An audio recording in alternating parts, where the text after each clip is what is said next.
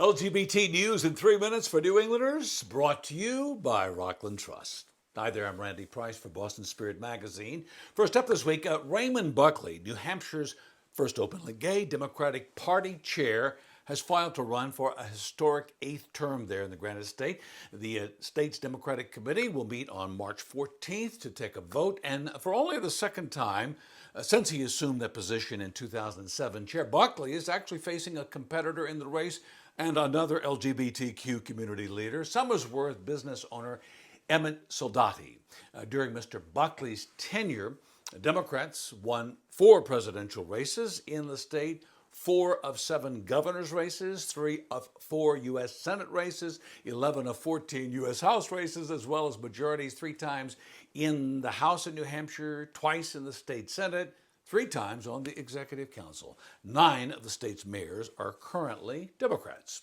He was the first openly gay vice chair of the National Party and is a member of the DNC's LGBT caucus. President Joe Biden has signed numerous executive orders so far to start to turn back many of the changes implemented by the former president. One executive order instructs federal agencies to interpret bans on discrimination because of sex in federal law to also include discrimination against LGBTQ people. According to the Biden team, the order will also direct agencies to take all lawful steps to make sure that federal anti-discrimination statutes that cover sex discrimination prohibit discrimination on the basis of sexual orientation and gender identity.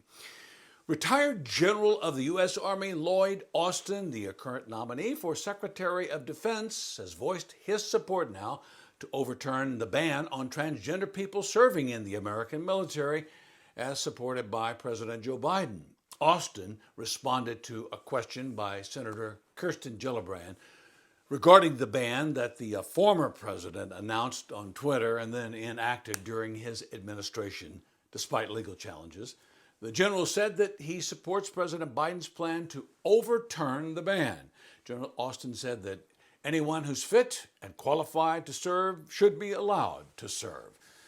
And finally, Antony J. Blinken, President Biden's nominee for Secretary of State, told the Senate Foreign Relations Committee in his confirmation hearing that he will enact policies that will allow American embassies to support and protect LGBT rights around the world by flying the rainbow flag.